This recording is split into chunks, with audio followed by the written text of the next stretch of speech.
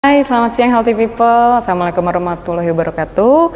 Salam sejahtera untuk kita semua. Pada kali ini kita akan melakukan IG live dari Rumah Sakit Sentra Medika Cikarang, yang dimana ini acaranya kita kayak sharing session ya dok ya gitu. Jadi kali ini kita karena bertepatan juga dengan Hari Stroke Sedunia kemarin pada tanggal 29 Oktober, kita akan membahas tentang kenali penyakit stroke dan penanganannya. Dan kita sudah kedatangan narasumber yang sudah ahli di bidangnya, salah satu dokter favorit juga di Rumah Sakit Sentra Medika Cikarang, yaitu Dr. Gabriel Frederikus Buleng, spesialis saraf FIN. Beliau merupakan salah satu dokter spesialis saraf di Rumah Sakit Sentra Medika Cikarang. Mungkin boleh disapa dok, Healthy People. Halo, selamat siang. Dan kita berjumpa kembali. Gimana dok kabarnya hari ini? Baik dok, baik. Oke. Mungkin banyak ya dok, maksudnya masyarakat awam yang masih kurang paham bagaimana gejala stroke, penanganan stroke di awal-awal dan juga gejala-gejala stroke. Mungkin nanti kita akan kupas tuntas satu-satu sehingga kita bisa tahu bagaimana cara mengatasinya. Mungkin dok dari pertama kita pingin tahu dulu nih dok, definisi dari penyakit stroke sendiri itu apa ya dok? Gitu. Oke. Ya emang stroke itu adalah salah satu penyakit yang merupakan kegawat daruratan dari neurologi, sehingga kondisi karena dia gawat darurat harusnya secepat mungkin itu harus dibawa ke rumah sakit dok, karena dia memang bagian dari kegawat darurat dari neurologi. Nah, kejadiannya itu ibarat kata ada kelainan pada pembuluh darah otak, dan itu berlangsung dalam kurang lebih dari 24 jam dok. Sehingga oleh karena itu kita butuh waktu yang cepat untuk pasiennya dibawa ke rumah sakit. Tujuannya adalah apa? Karena kalau semakin pasien cepat untuk sampai ke rumah sakit, semakin bagus nanti outcome dari pasien tersebut. Jadi kalau dia makin lambat, nah berarti nanti pada saat prosedur pengobatan selesai, makanya akan semakin banyak sisa-sisa dari stroke-nya tersebut. Oh, gitu. Berarti ini salah satu kegawat daruratan di saraf ya dok ya. Nah, tapi ada berapa sih dok jenis stroke? Kadang kan kita ada dibilang ada stroke ini, ada stroke itu. Mungkin kira-kira jenisnya ada apa aja ya dok stroke itu? Ya, jadi stroke itu kita kenal ada dua jenis, yaitu pertama itu ada yang biasa orang awam mengenal dengan stroke sumbatan. Nah, ada yang kedua orang awam juga mengenal dengan istilah pecah pembuluh darah gitu dok. Jadi yang dimaksud dengan stroke sumbatan itu adalah kalau di bidang kesehatan atau kita dokter kita bilang itu yang stroke iskemik dok. Kalau yang pecah pembuluh darah yang kita kenal itu namanya stroke perdarahan atau yang hemoragik dok. Itu dua jenis stroke yang memang ada di sebagian stroke. Oke, berarti ada dua ya dok ya. Yang satu yang biasa dibilang pecah pembuluh darah itu, dan yang satu yang dibilang oh ini stroke penyumbatan gitu ya dok. Betul, ya. Betul. Gitu. Nah untuk stroke sendiri kira-kira penyebabnya itu sebenarnya apa sih dok? Nah jadi kalau penyebab dari stroke ini kan banyak dok, tapi biasanya kita bisa bagi dalam 3 bagian. Jadi kita lihat dulu kelompok besarnya dulu ya dok. Jadi maksudnya penyebab stroke ini kita bisa kategorikan ada 2 kelompok besar. Yang pertama itu adalah yang tidak bisa kita ubah, artinya kita tidak bisa berikan pengobatan. Yang kedua ini yang bisa kita ubah atau bisa kita berikan pengobatan gitu. Yang tidak bisa kita berikan pengobatan itu penyebabnya adalah usia dok. Ya kan? Kalau usia kan jelas kita tidak bisa berubah gitu. Setiap tahun kan usia bertambah. Pasti. Kemudian gender itu ada jenis kelamin itu juga kan tidak bisa dirubah dok. Jadi, berhubungan juga ya dok? Itu berhubungan gitu. Nah 2 ini yang tidak bisa kita rubah. Nah ada yang kelompok yang bisa kita rubah atau bisa kita berikan pengobatan, itu ada yang namanya penyakit kronis. Nah, yang penyakit kronis ini kita bagi 3 dok. Yang kita cari di penyakit kronis ini kita bagi 3. Jadi pertama kita bisa melihat dari darah. Nah, jadi kelainan-kelainan darah. Contoh salah satunya itu adalah kadar kolesterol, terus kemudian kadar gula darah, terus kemudian asam urat. Itu yang dari darah dok. Kemudian ada yang dari jantung. Dari jantung juga bisa. Dari jantung kita bisa melihat kelainan-kelainan pada jantung yang juga bisa menyebabkan terjadinya serangan stroke, dok. Misalnya kelainan katup jantung, kemudian gangguan irama jantung, kemudian ada kelainan dinding jantung yang bolong gitu, dok. Harusnya kan dia tertutup pada usia dewasa, tapi ini tidak tertutup. Nah, itu juga bisa memicu terjadinya serangan stroke. Terus yang ketiga itu adalah pembuluh darah, dok. Jadi dari pembuluh darahnya juga itu bisa mengalami kelainan, sehingga itu juga bisa menyebabkan terjadinya serangan stroke, dok. Nah, faktor yang kedua yang bisa dirubah selain penyakit kronis yaitu pola hidup, dok. Lifestyle gitu, gaya hidup. Nah, itu misalnya yang suka konsumsi alkohol, nah itu juga bisa memicu terjadinya stroke. Kemudian merokok, nah itu juga bisa memicu terjadinya stroke. Kemudian yang ketiga ya kurang olahraga tadi, mungkin berhubungan dengan kurangnya bergerak sehingga akhirnya berat badannya meningkat. Jadi terkenalah penyakit yang kita kenal dengan sindrom metabolik, dok. Nah, itu berhubungan dengan penyebab stroke, dok. Oke. Kalau tadi dokter bilang jenis kelamin, kira-kira dari perempuan atau laki-laki yang lebih cenderung faktor risikonya lebih tinggi itu yang? Kalau yang dari penelitian itu ditemukan laki-laki, dok. Laki-laki yang paling banyak. Jadi yang dari penelitian, tapi nggak tahu kalau ditanya kenapa ya saya kurang tahu gitu. Memang penelitiannya menggambarkannya begitu. Oke, berarti penyakit jantung bawaan juga itu bisa jadi salah satu ya, dok, yang tadi dokter bilang ya. Betul, dok. Betul. Gitu. Oke, terus kalau sekarang sih memang lifestyle ya, dok ya, yang paling berpengaruh. Yang sekarang orang lifestyle-nya masih kurang yang banyak makanan junk food mungkin sekarang. Itu akhirnya membuat masyarakat itu gampang sekali terkena sindrom metabolik, dok. Oke. Oh iya, dok. Jadi kan kita tadi udah tahu penyebabnya.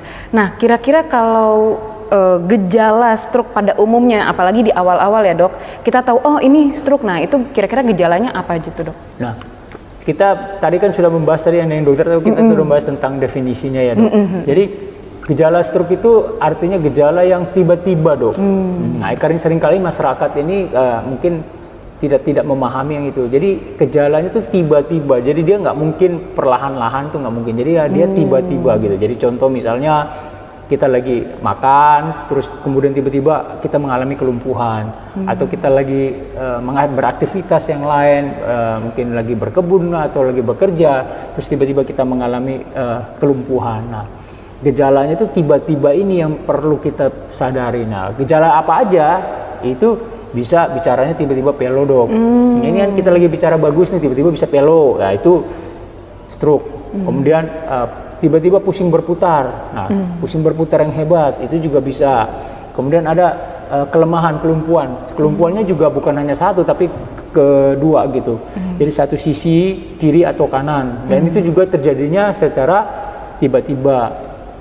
Bisa juga pasiennya mengalami kejang. Itu juga bisa, dok. Jadi dan itu semua dalam kategori terjadinya keluhan itu muncul dengan tiba-tiba, dok. Nah, jadi kayak gitu, dok. Jadi nggak ada yang perlahan-lahan, yang tangan sini kemarin cuma kesemutan doang, terus lama-lama kesemutan, lama-lama kebas, itu enggak ya, dok? Atau iya, enggak. Jadi dia misalnya kesemutan dia akan menyeluruh nih semua nih, kesemutan sebelah sisi kiri ataupun sisi kanan. Nah, kemudian beberapa waktu kemudian, nggak lebih dari 24 jam itu dia bisa menjadi memberat, dok. Oke. Nah, jadi awalnya tiba-tiba, kemudian dia bisa memberat. Oke. Nah, nggak yang hari ini muncul hilang, nanti seminggu lagi muncul lagi hilang. Nah, itu nggak begitu. Jadi kalau stroke itu dia kesemutan, misalnya kesemutan ini 2 jam 3 jam tidak diobatin, lama-lama dia akan menjadi memberat ini. Nah, memberatnya itu dalam kurung 24 jam. 24 jam ya. Berarti kalau misalnya memang kok tiba-tiba ada yang merasa kayak kesemutan atau tiba-tiba lemas, nggak bisa digerakkan, itu apalagi memberat dalam waktu 24 jam, kemungkinan besar mengarahnya ke stroke ya. Jadi sebaiknya kalau kita mengalami keluhan tersebut, sebaiknya itu kita secepatnya untuk ke IGD, rumah sakit. Nah, kenapa? Karena tujuannya buat supaya penata laksana lebih awal itu membuat pasien tersebut itu akan berkurang kecacatannya. Oke. Nah, ini sekalian nyambung nih dok ya dengan pengobatannya. Nah gimana sih dok untuk cara mengatasi atau mengobati stroke apalagi kalau misalnya baru kita temukan gitu dok? Jadi memang yang paling utama itu adalah pada saat kita bergejala stroke, otomatis kita harus secepat mungkin ke rumah sakit. Itu wajib gitu. Nah, kalau bisa carilah rumah-rumah sakit yang memiliki fasilitas yang lengkap. Salah satu fasilitas yang perlu ada untuk kita bisa penanganan stroke adalah CT scan. Itu perlu gitu, CT scan. Nah, faktor yang kedua yang perlu kita lihat itu adalah unit stroke-nya. Nah, unit stroke-nya itu juga harus ada di rumah sakit tersebut, sehingga kenapa biar supaya pasien-pasien ini bisa diatasi dengan cepat gitu dok. Nah kalau kita ke rumah sakit yang tidak memiliki fasilitas tersebut, saat pasien datang itu ada jeda nunggu lagi gitu dok. Nah sedangkan stroke ini kita tidak bisa menunggu gitu. Makin cepat kita tangani, makin cepat kita atasi, makin baik hasilnya gitu dok. Oke, berarti ini kita berpacu dengan waktu juga ya dok ya, pengobatan ini ya? Iya, karena definisinya kan 24 jam. Iya, 24 jam, baik dok. Nah ini tadi kalau misalnya stroke ini kan orang bilang kalau stroke tuh lumpuh, nggak bisa sembuh. Nah itu benar nggak sih dok? Stroke itu sebenarnya bisa disembuhkan atau tidak? Soalnya kan mitosnya stroke itu nggak bisa disembuhkan gitu dok. Jadi sebenarnya gini, stroke itu memang nggak bisa disembuhkan dok. Jadi itu bukan mitos, memang benar. Fakta ya dok, ternyata. Nggak bisa disembuhkan. Dalam kategori nggak bisa disembuhkan begini dok. Kalau sudah terjadi dan delay datang ke rumah sakit, nah dia akan ada sisanya gitu dok. Nah dia akan ada sisa dari stroke-nya, misalnya kecacatannya, bicara pelonya, nah itu dia gitu. Makanya penting sekali ini adalah bagaimana pengobatan awalnya gitu dok. Jadi semakin cepat pasien itu datang ke rumah sakit, maka semakin banyak opsi-opsi pilihan pengobatan yang bisa kita pilih gitu. Karena ada beberapa tindakan pengobatan stroke yang tidak boleh kita kerjakan lebih dari 24 jam. Ya itu dia dok gitu. Nah, itu makanya dia harus secepat mungkin. Penting ya dok ya waktu ya yang Iya, ini seringkali masyarakat kita kurang memahami di situ dok. Jadi kadangkala baru datang ke rumah sakit itu kalau sudah lebih dari 24 jam. Jadi kayak kurang terlambat ya dok, jadi penanganannya. Jadi kalau sudah lebih dari 24 jam itu kita sudah tidak bisa melakukan banyak hal gitu dok. Nah pasti biasanya akan banyak timbul efek-efeknya gitu dok. Oke. Nah kalau misalnya kita sudah ke rumah sakit ini dok, ada pemeriksaan khusus nggak dok? Kalau tadi kan sudah disebutkan salah satunya CT scan ya. Nah ada nggak sih dok pemeriksaan khusus yang untuk mengetahui seseorang itu terkena stroke gitu dok?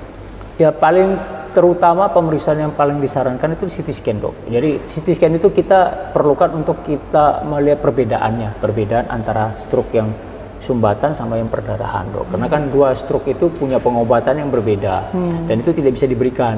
Jadi misalnya perdarahan itu tidak bisa kita berikan pengobatan stroke sumbatan. Ya, karena kalau tertukar malah efeknya itu tidak baik gitu dok. Jadi yang paling utama pada saat kita menegakkan diagnostik stroke itu adalah kita menggunakan CT scan kepala dok. Nah, CT scan kepala kita kerjakan. Nah, memang ada beberapa pemeriksaan lain lagi yang bisa kita lakukan pada pasien stroke. Tapi itu setelah itu kita memang akan mencari kan ada faktor-faktor penyebab tadi dok. Nah, faktor-faktor penyebab inilah yang kita akan cari. Nah, itu ada beberapa pemeriksaan dok. Misalnya kayak USG pembuluh darah. Itu biasa kita lakukan karotis duplex yang dari pembuluh darah karotis dari yang pembuluh darah yang menghantarkan darah dari jantung ke otak. Terus yang kedua USG PCCD dok, transcranial Doppler, itu kita melihat USG di pembuluh darah intrakranial secara keseluruhan. Gitu dok. Berarti selain CT scan sebenarnya ada beberapa pemeriksaan, cuma tetap yang utamanya CT scan dulu ya dok ya? Karena kalau pada fase akut kita kerjakan CT scan dulu, itu dulu kita kerjakan. Nah kemudian baru ada pemeriksaan yang lainnya, yaitu pemeriksaan pembuluh darah untuk mencari sumber stroke-nya itu dari mana aja. Siap. Nah ini kan misalnya orang sudah terkena stroke nih dok, kira-kira komplikasi apa aja sih dok yang bisa didapatkan dari stroke gitu? Komplikasi stroke itu apa aja gitu dok? Yang paling sering kita akan temukan pada pasien-pasien stroke itu adalah kelumpuhan dok. Kelumpuhan itu yang paling sering dan itu yang mengganggu. Kemudian bisa juga terjadi yang gangguan bicara, jadi pasiennya bicaranya jadi pelo, itu biasanya akan kalau tidak diatasi dengan benar itu akan jadi permanen. Kemudian ada gangguan pola pikir dok, jadi memorinya terganggu, itu juga. Jadi sehingga pasien-pasien itu yang terkena serangan stroke kalau tidak diatasi dengan tepat dan tidak dilakukan dengan baik di sarana yang lengkap, biasanya akan banyak menimbulkan efek-efeknya. Ya. Komplikasinya juga banyak ya ternyata. Banyak dok, dan itu biasanya menetap dok. Oh menetap. Iya. Dan berarti kalau misalnya sebelum terjadi komplikasi harus diobati sedini mungkin ya, berarti itu ya. Tapi yang paling benar sih sebenarnya kita adalah mendeteksi awal stroke. Jadi pencegahannya itu lebih bagus itu daripada kita mengobati. Jadi stroke itu harusnya lebih baik itu kita cegah gitu. Jadi sebelum terjadi kita udah cegah dulu dok. Gitu. Siap. Nah, benar nggak sih dok kalau yang kita dengar kan stroke biasanya pada lansia dan orang tua. Nah, kira-kira bisa nggak sih dok pada orang muda juga seperti saya mungkin gitu. Nah, apakah emang stroke itu penyakit hanya untuk orang tua saja? Gitu? Oh, enggak juga dok. Sekarang ini kecenderungan usia muda juga lagi mengalami peningkatan dok untuk serangan stroke. Karena pola hidup tadi, lifestyle, lifestyle tadi sehingga banyak yang usia muda juga mengalami serangan stroke dok saat sekarang. Jadi memang penting banget ini kita mengerti akan stroke ini. Nah berarti healthy people nih harus jaga lifestyle juga ya dok supaya tidak terserang stroke apalagi di usia muda gitu dok. Betul, dok. Nah kira-kira stroke itu paling besar resikonya apakah hanya pada pasien jantung saja, pada penderita penyakit jantung saja, atau sebenarnya yang penyakit lain juga dok selain yang penyakit kronis tadi? Hampir semua sih bisa menyebabkan itu ya dok, tapi yang memang paling sering banyak kan kita temukan itu yang menderita penyakit-penyakit kronis tadi dok, yang ada hipertensi, ada gula darah, ada kolesterol, ada asam urat, dengan pola hidup yang nggak benar gitu ya dok ya, itu pemicu yang paling hebat, karena ke faktor-faktor ini tuh akan menyebabkan kerusakan pada pembuluh darah dok. Faktornya akan menyebabkan kerusakan. Nah, kerusakan pada pembuluh darah inilah yang memicu terjadinya serangan stroke, dok. Stroke ya. Nah ini ada pernyataannya, dok. Benar nggak sih, dok? Pertanyaan, sorry dok. Stroke itu merupakan salah satu penyebab kematian dan kecacatan terbesar di dunia. Nah, itu benar nggak sih, dok? Sebenarnya? Betul, dok. Itu betul. Karena makanya tadi dibilang penanganan yang nggak tepat, maka akan menimbulkan kecacatan, dok. Jadi orang-orang yang menderita stroke itu kalau tidak ditangani dengan tepat, dia akan mengalami kecacatan, dok. Dan kematian iya betul, tapi mayoritas kematian yang paling banyak itu pada pasien-pasien stroke perdarahan, dok. Itu paling lebih tinggi dibandingkan pada stroke yang sumbatan atau iskemik gitu, dok. Berarti kalau yang kematian justru lebih banyak disumbangkan dari stroke perdarahan. Kalau yang kecacatan justru dari yang stroke iskemik atau penyumbatan tersebut, dok, ya. Nah, kalau untuk pemulihannya dok, misalnya kan sudah dilakukan pengobatan, kira-kira bagaimana sih dok cara pemulihan stroke dan kira-kira berapa lama biasanya pemulihan itu dilakukan gitu dok? Jadi pemulihan itu tergantung dari pengobatan awal tadi dok. Nah kembali lagi gitu, pemulihan itu tergantung di pengobatan awal. Kalau pengobatan awalnya tepat, pengobatan awalnya bagus dan pas, nah pemulihan itu akan mengalami proses yang lebih cepat. Jadi gitu. Karena sudah diobatin dari awal, otomatis sisanya dikit gitu dok. Nah sisanya yang dikit ini dipulihkan itu dengan cepat. Kemungkinan besar sih pengalaman saya, pasien-pasien saya itu rata-rata di usia pengobatan dalam 3-6 bulan itu biasanya sudah mengalami pemulihan. Kalau pengobatan di awalnya tepat gitu dok. Tapi kalau pengobatan di awalnya tidak tepat, artinya tidak tepat itu pertama adalah keterlambatan. Jadi pasien itu baru datang ke rumah sakit itu di lebih dari 24 jam. Nah, kondisi yang lebih dari 24 jam ini itu akan membuat proses pemulihan makin lama, dok. Nah, iya, makin lama dan bisa juga malahan tidak mengalami perbaikan. Kayak gitu, dok. Jadi balik lagi kuncinya itu di waktu pengobatan awalnya ya. Betul, jadi dok. harus dibawa sedini mungkin sehingga pemulihannya juga ternyata lebih cepat ya, dok, dibandingkan yang terlambat tadi untuk dibawanya. Nah, mungkin terakhir nih, dok, pertanyaan terakhir. Kira-kira apa aja sih untuk yang bisa healthy people lakukan, terutama yang muda maupun yang tua, pencegahannya supaya kita tidak terkena stroke gitu, dok? Ya kalau untuk para kita yang usia-usia masih muda ataupun yang masih sudah dewasa gitu, sudah menua gitu, yang paling penting itulah jaga lifestyle tadi, kemudian ya kontrol rutin untuk faktor-faktor risiko yang tadi gitu. Ya faktor-faktor risiko ya kita mungkin kontrol rutin untuk mengecek kolesterol, gula darah, asam urat, hipertensinya kita cross check. Kemudian yang paling terutama ya kita juga bisa meng-cross check pembuluh darahnya. Jadi dengan kita dari awal kita sudah melihat pembuluh darahnya, kalau menemukan ada kerusakan pada pembuluh darah sebelum dia menyebabkan dampak stroke, itu sudah bisa kita lakukan pengobatan awal dong. Saat kita melakukan pengobatan awal, kita berharapnya pasien ini tidak mengalami serangan stroke. Itu ya pembuluh darah tadi yang kita kerjakan dengan USG tadi, yang ada karotis, duplex sama PCCD dong. Itu kita kalau menemukan ada kelainan, kita langsung bisa memberikan pengobatan sehingga pasien tersebut diharapkan tidak mengalami serangan stroke. Misal contoh kan pasien diperiksa kolesterolnya tinggi, ya kita kasih obat kolesterol. Oh iya, betul. Kan gitu. Kalau gula darahnya tinggi, kita kasih obat gula gitu. Nah, ini juga sama. Pembuluh darahnya ada kelainan, kita kasih obat-obat untuk mengatasi kerusakan pada pembuluh darah.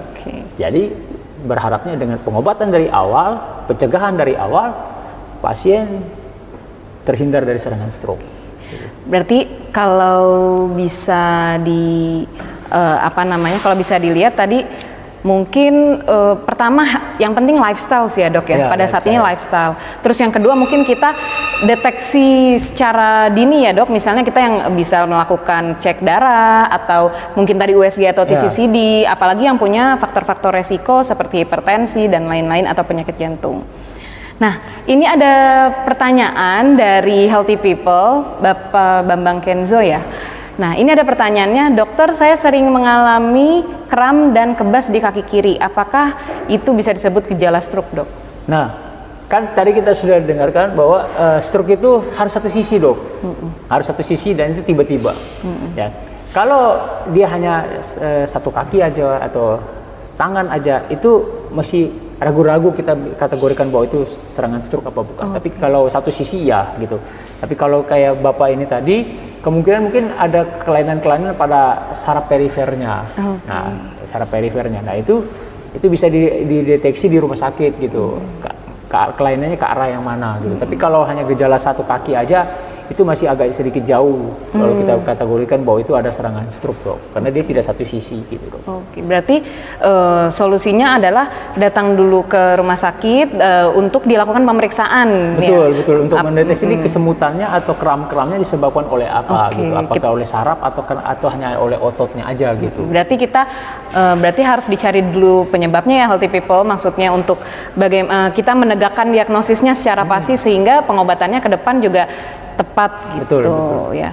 Mungkin kalau dari dokter ada nggak dok kayak kira-kira kiat-kiat dari dokter gitu ya dok, kayak misalnya abis stroke gitu, kira-kira apa yang harus dilakukan orang-orang yang setelah pengobatan stroke untuk pemulihannya supaya lebih cepat mungkin dok, seperti itu? Yang pasti itu ini ya dok, kalau kita sudah terkena serangan stroke nggak boleh malas-malas berobat. Itu udah pasti, karena obat-obat yang dia minum itu adalah obat-obat yang akan dia konsumsi seumur hidup, dok. Iya, karena setelah kena stroke, obat-obat tersebut sebenarnya diberikan itu bukan untuk mengobati stroke yang itu, bukan, tapi itu obat-obat yang diberikan itu untuk mencegah serangan yang kedua, dok.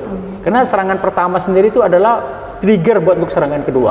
Jadi stroke tuh bisa berulang ya, dok? Bisa berulang. Jadi oleh karena itu penderita stroke itu wajib minum obat secara rutin gitu, dok, untuk mencegah terjadi serangan yang berikutnya gitu. Mungkin dokter kalau misalnya tadi kan ada yang nanya mungkin mau konsul juga nih ke dokter, kira-kira jadwal praktek dokter di sini kapan aja ya, dok? Kalau saya di Sentra Medika ini lumayan panjang ya jadwalnya. Jadi dari Senin sampai Jumat dari jam 9 sampai jam 2 sore, sampai jam 2 siang ya. Panjang banget. Jadi kalau mau konsul ke dokter Gabriel bisa dari pagi sampai siang ditungguin ya dok ya? Bisa dok, bisa. Iya, jadi salah satu dokter saraf favorit juga di rumah sakit kita ya dok ya. Oke dokter, mungkin itu aja pertanyaan dari Healthy People dan juga mungkin dari kita. Terima kasih banyak dokter, informasinya yang sangat amat berguna sekali. Mungkin nanti ke depannya kita bisa lebih aware terhadap gejala-gejala stroke dan juga tidak terlambat untuk penanganannya. Juga jangan lupa pencegahannya melakukan lifestyle yang baik juga supaya kita terhindar dari stroke. Mungkin jangan lupa juga follow Instagramnya Rumah Sakit Sentra Medica Cikarang di @rs Sentra Medica Cikarang. Mungkin itu aja dokter dari saya. Terima kasih banyak untuk sharing-sharingnya. Terima kasih banyak juga untuk Healthy People yang sudah menonton Instagram Live pada kesempatan kali ini. Mungkin segitu cukup sekian dari saya dan juga dokter Gabriel. Sampai jumpa lagi di Instagram Live selanjutnya. Bye.